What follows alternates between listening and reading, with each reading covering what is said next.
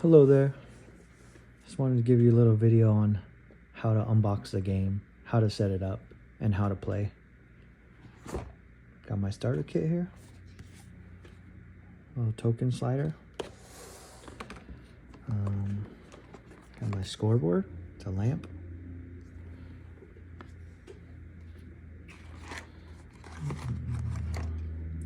Got my choice of man coin. This coin is used to copy one of any token that you have in your token slider board. Goes right here. And then I have 3 active god coins. Those go here. Then I have my token mixing bag, which should have 6 evil and 6 good traits in them. I have these pre-sorted already. And a few more. Should have 12 total. There we go. 1, 2, 3, 4, 5, 6. 1, 2, 3, 4, 5, 6. They all go into the bag.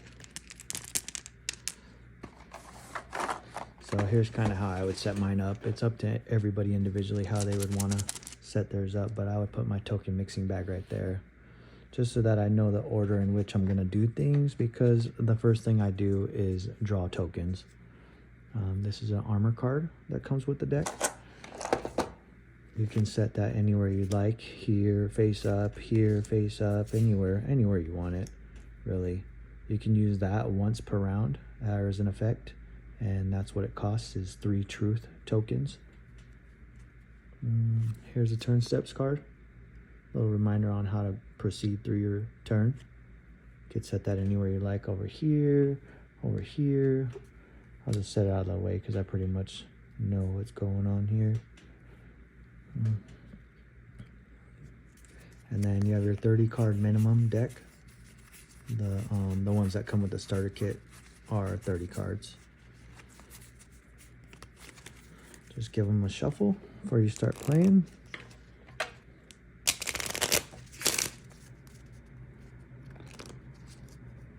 So, say I was the first player to go. For our hand setup, I would draw 1 card, see if it is one that I would like to keep or not. Since it has a low cost requirement, this requires 2 of any evil traits. So in my case, it would be 2 of the deceit tokens that I have in my bag once I pull them out. So that's fairly low. I will keep it. If I didn't want to keep it, I would set it on the bottom of my deck and draw a replacement card. But I like this one. I'm gonna see about showing you my hand here. Should just set it right there. And then so, say I was the second player in the lineup, the next player, the player across from you, then that person, since they're going second, they would start with 2 cards, and they would decide if they'd like to keep just one of them, both of them, or neither of them. Whichever ones you decide not to keep, you just put on the bottom of your deck and draw replacements. In this case, that's a low cost also. It only requires 3 items, 1 active god coin, and then 2 truth tokens. So that's fairly low. If I had something that cost quite a bit more, I'd probably want to put it on the bottom, unless it's something that I knew was essential to my deck that I wanted to draw. So since I'm going first, I would have only 1 card. And that's my card, and I'm choosing to keep it. So at the beginning of your turn, you draw 3 tokens out of your blind bag. You can see here I got 1 truth, I got 2 deceits, and this is how I set them up. In this like deactivated position, say I wanted to use it, I would just slide it up. That way I indicate the usage of that truth token, help clear things up. Or for example, this one takes 2 of any evil. So in this case, I would use these 2 evil tokens to play this card. But I haven't finished the beginning of my draw step. So I draw 3 tokens, and then I draw 2 cards at the beginning of my turn. I'm not used to having them like that, usually like this, but that's just my thing. See how this one costs 5? It costs quite a bit more. At the beginning, I might have traded this one out. I'm not sure. We already knew this guy was coming. But, so I pretty much, we know that I have an opportunity to play this card. This is where I start playing cards after I do the draw.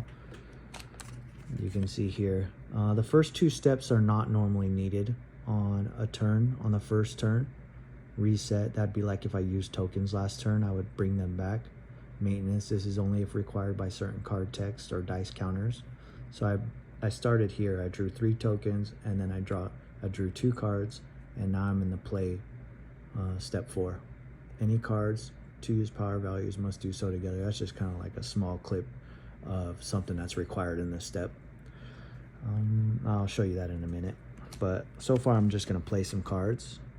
I will play Cain the Vagabond. This one says cursed. Card may not block until your next turn.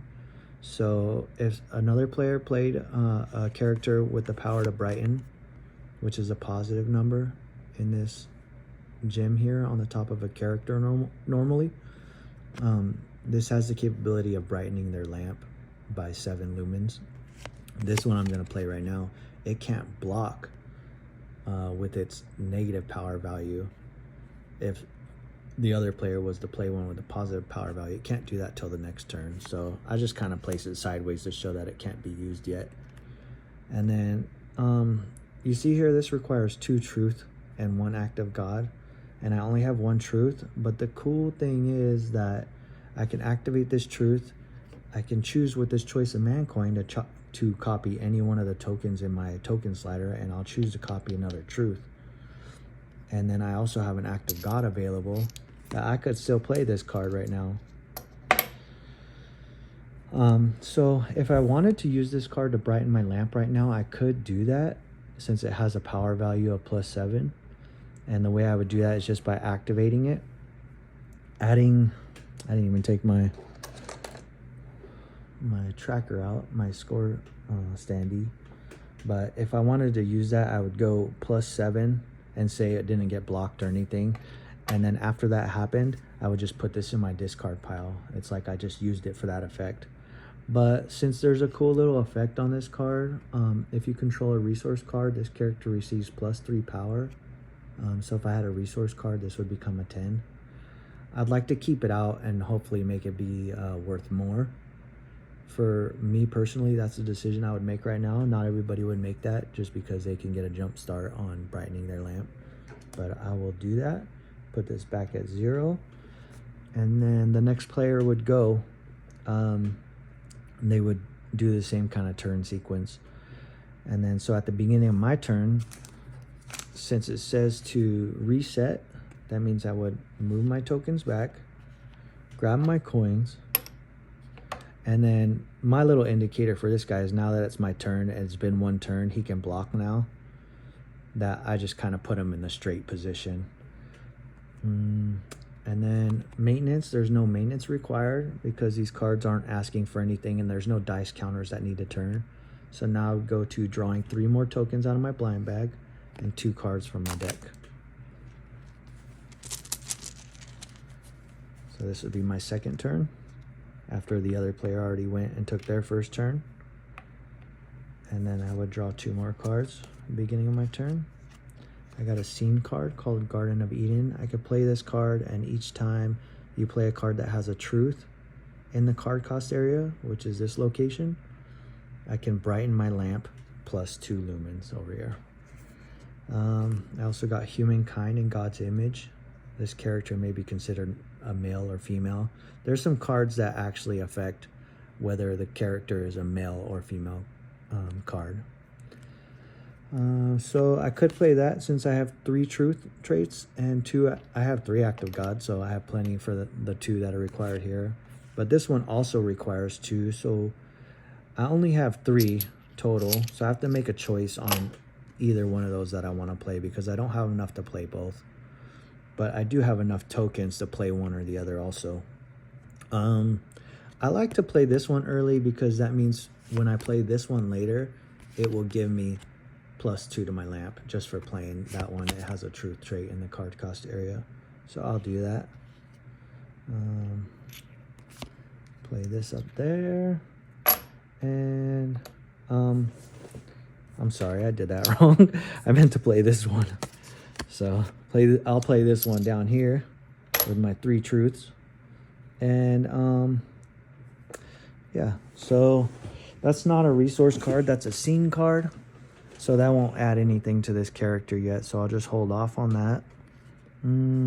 I don't have enough to play this one, even if I was to use my Choice of Man coin. I only have 3 deceits, and that would just give me 4 total for this card here. Also, it's like a response type card. I could play it on any turn, and target Kane character receives -12 power until end of turn. So say I wanted to use this guy to block one of my opponent's characters, or kind of interrupt the brightening of their lamp with this evil character at this point in time in the Bible. I could do that, and they might be kind of surprised. They'll be like, oh, you're gonna only block it for 6, and then I'll be like, no, sorry, I'm gonna add a -12 to that, so I would be blocking for -18.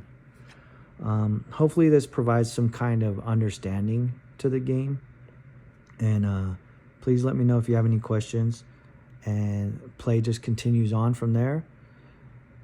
And hopefully we figure it all out together. Thanks for watching.